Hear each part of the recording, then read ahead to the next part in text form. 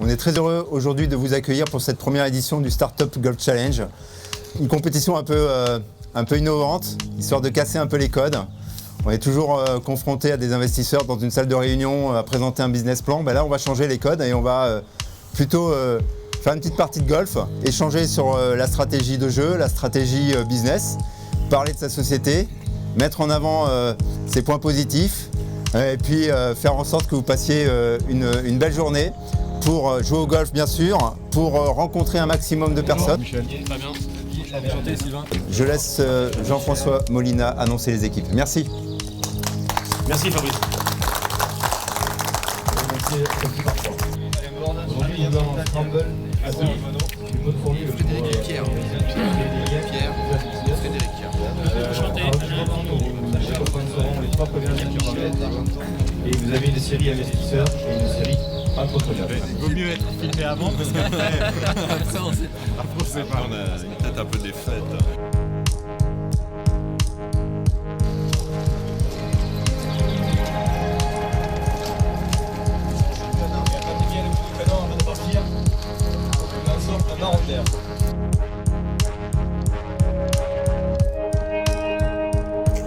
Ici, nous sommes entre le trou numéro 7 et le trou numéro 8 du prieuré, avec justement un ciel magnifique pour cette compétition du Startup Golf Challenge, première compétition qui réunit des investisseurs et des entrepreneurs. L'objectif était justement de casser un peu les codes. Généralement, lorsqu'on est avec des investisseurs, on se retrouve dans une salle de réunion. C'est plutôt austère. Là, on est dans un cadre idéal pour parcourir pendant 4 heures un parcours magnifique, jouer au golf évidemment, mais surtout partager stratégie de jeu, stratégie business, mettre en avant sa société, promouvoir sa solution ou son service et faire en sorte qu'on puisse lier des liens différents de ceux qu'on a l'habitude d'avoir lorsqu'on est dans une salle de réunion à parler business plan ou chiffre d'affaires. Maintenant, ce qui est important avec le Startup Golf Challenge, c'est que certes, il faut juger les business models, il faut juger les business plans, mais il faut aussi juger les hommes. Et c'est pour ça que j'ai eu l'idée du Startup Golf Challenge. J'avais passé 3-4 heures lors d'une session pitch où on était 450 entrepreneurs face à 10 fonds d'investissement. On avait 3 minutes chacun, c'était un moment très difficile. Là, justement, en cassant les codes, on a 4 heures, on peut discuter avec les investisseurs qui sont dans la partie avec nous. Et l'intérêt, c'était justement de désacraliser, on va dire, toute la session pitch en disant vous parlez du business model, vous parlez du business plan, mais est-ce que vous parlez des hommes? Est-ce que vous parlez des entrepreneurs, de ceux qui réellement créent de la valeur? Est-ce que quel est leur caractère? Comment ils se comportent? Est-ce qu'ils sont fédérateurs? Est-ce qu'ils ont envie de se surpasser? C'est tout l'intérêt, c'est-à-dire qu'un investisseur qui joue avec des entrepreneurs au golf a la possibilité de percevoir également les qualités humaines de l'entrepreneur. Et ça, c'est extrêmement important. 2 fois 2 équipes de 2 sur une formule en scramble et tout le long du parcours, on doit échanger nos idées entre les entrepreneurs et l'équipe de porteurs de projets. On passe pas mal de temps sur le golf tous les 4, on peut voir un petit peu les points de vue, un peu challenger aussi les modèles qu'on nous propose et ceux dont on discute. C'est une manière de se rencontrer, de peut-être connaître la personnalité des gens avec qui on joue, peut-être mieux que d'apprécier un business plan par exemple.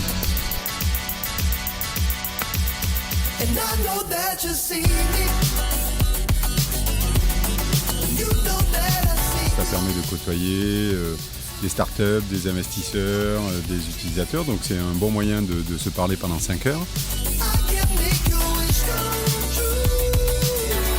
Oui, les valeurs, je pense que ça a été dit, c'est-à-dire qu'il y a des hauts, il y a des bas.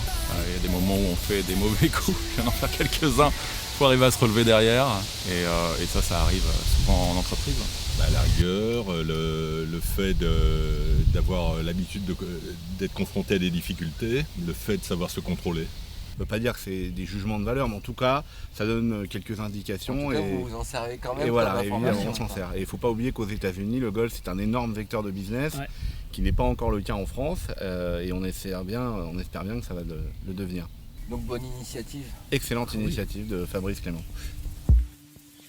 Je crois qu'avec le golf, le point commun, c'est également le fait de devoir se remettre en cause. Un peu comme une aventure entrepreneuriale. Il y a un risque et il faut savoir repartir de l'avant. Oui, les valeurs que l'on partage sur le golf, c'est l'humilité d'abord, la persévérance et la précision dans ce que l'on cherche à faire et le souhait de se dépasser. Je crois que ces qualités ou ces valeurs sont assez importantes quand on veut réussir dans son entreprise. Donc c'est vrai que ça se marie très très bien. Alors je dirais que moi la formule est assez sympathique parce que le scramble, comme dans l'entrepreneuriat, on ne fait rien tout seul. Donc on travaille toujours à plusieurs et avec un réseau et du coup c'est l'occasion de s'appuyer sur son partenaire quand on a quelques petits défauts. Et au golf, malheureusement, on a souvent des petits défauts. Voilà. Il y en a beaucoup, hein. Et que le meilleur gagne, bien sûr.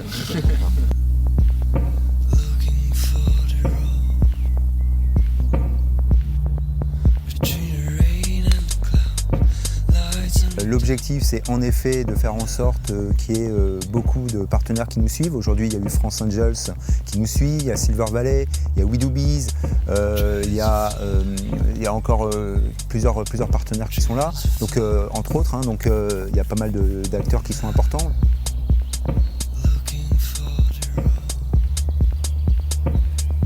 Et puis l'objectif, c'était justement de faire une caisse de résonance, entre guillemets, pour que via les réseaux sociaux, via les différents leviers médiatiques dont on dispose, faire en sorte que toutes les startups qui ne se sont pas fait connaître et qui ont des difficultés à se faire connaître, parce qu'il y a beaucoup de startups qui sont lancées chaque année, qu'elles aient la possibilité de profiter de cette caisse de résonance pour dire j'étais au Startup Gold Challenge, j'ai rencontré telle personne, on a rencontré un certain nombre d'entrepreneurs également avec lesquels on peut faire du business incrémental, et ça c'est extrêmement valorisant pour elles aussi. J'aurais vendu le concept exactement de la même manière autour d'une table de réunion que je l'ai vendu aujourd'hui sur le parcours. Après, voilà, c'est ce qui est sympa, comme je disais, c'est que là on est autour d'un golf, le cadre n'est pas le même, on n'est pas derrière un bureau, donc c'est quand même beaucoup plus sympa.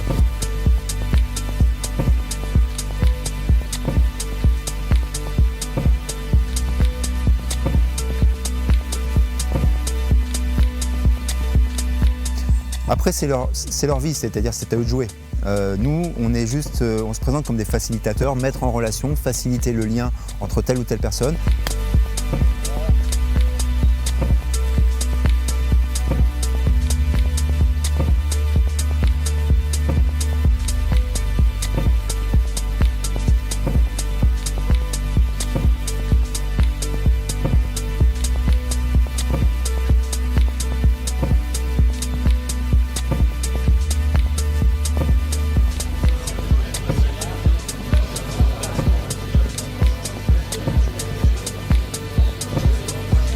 L'idée était originale, c'est la première fois qu'on voit un événement organisé de cette manière-là. Et puis moi, je cherche les occasions de créer des animations pour que, autre chose que des pitchs ou des rencontres, etc., de présentation, où on en a beaucoup, mais de façon plus conviviale, plus personnelle, plus intime, dans ce cadre-là. Et l'idée m'a semblé bien. Très directement, on a dit OK, on rentre dedans, ça va être parfait. Et puis on va voir ce que ça donne et faire venir du monde et des investisseurs et des entrepreneurs. Le seul critère, c'est l'innovation. C'est ça. Le seul critère. Après, ça peut être, et pour ça que je dis, c'est pas seulement Internet, c'est qu'est-ce qui est innovant. Qu'on utilise Internet pour être innovant, c'est une banalité, mais qu'est-ce qui est innovant, quoi. Voilà. Où est-ce qu'il y a de l'innovation? Parce que c'est là où il y aura une croissance, où il y aura des nouveaux marchés. Les parties sont finies, là on attend encore quelques retardataires, mais tout le monde est là globalement. Tout le monde s'est installé, le déjeuner a pu commencer, on est sur la partie entrée. Il va y avoir un coup de gong tout à l'heure, d'ici 10 minutes, un quart d'heure. Les entrées vont être desservies et puis derrière on va pouvoir attaquer le plat. À ce moment-là, tous les participants vont pouvoir changer de table. Puisque entre le plat et le dessert, il va y avoir 2 changements de table en plus de l'entrée. Donc 3 possibilités de contacter de nouvelles personnes, en tout cas de rencontrer de nouvelles personnes. Ça permet de prendre un premier contact. Échange de cartes et de se revoir après. Mais est-ce que vous trouvez que faire cette démarche peut être un avantage pour aujourd'hui un jeune entrepreneur d'être dans ce genre d'événement, cette façon de démarcher? Je pense que ça peut aider, tout à fait. C'est une excellente opportunité de rencontrer du monde, échanger les cartes de visite et puis qui sait avec une bouche à oreille, un tel qui connaît un tel. On va tout de suite gonger pour changer de table.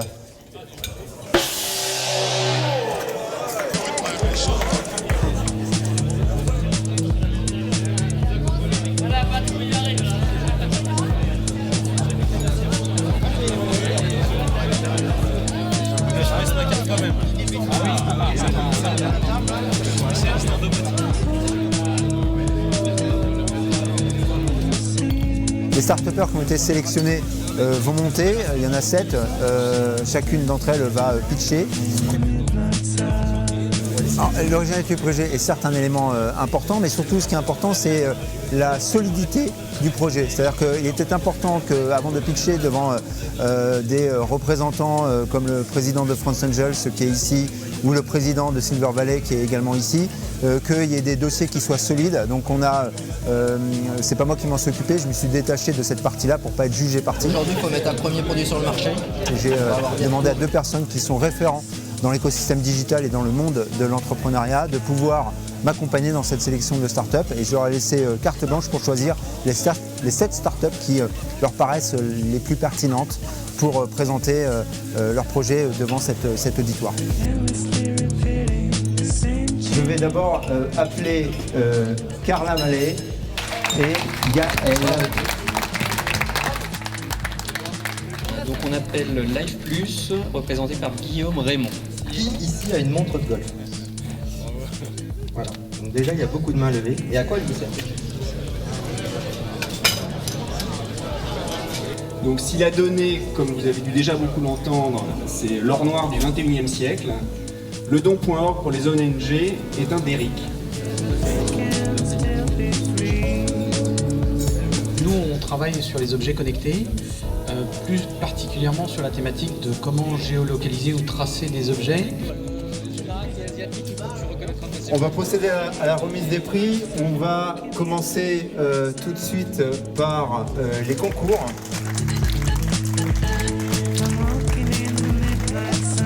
L'équipe est composée de Monsieur Lina Pat et Grégory Malinjoude.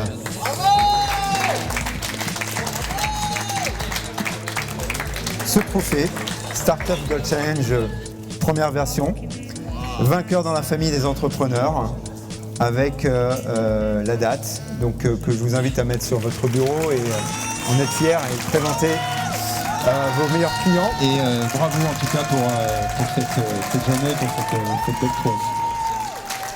Bravo. Bien écoutez, de bousculer un petit peu les codes sur un golf et permettre à des jeunes créateurs de faire du business, je trouve ça très bien. Mais je pense qu'un golf c'est une toile sur laquelle on peut mettre plusieurs acteurs et les aider à créer un produit, à se développer. Ah oui. Vraiment, c'est vraiment un super événement. Très bien organisé. Ouais. Des belles rencontres. Les gens avec qui on a joué, on a partagé notre partie. En fait, c'est ça. En fait, le golf, c'est quelque chose de très convivial et il faut passer du temps. Et le golf n'est pas un sport élitiste, je le répète. Et c'est pour ça notre démarche. On veut proposer ce merveilleux sport, cette merveilleuse activité à un maximum de monde. Beaucoup de personnes ont pu se rencontrer, il y a eu beaucoup d'échanges. Tout le monde a joué le jeu, tout le monde a été fair play en fait par rapport aux parties de golf, par rapport aux rencontres.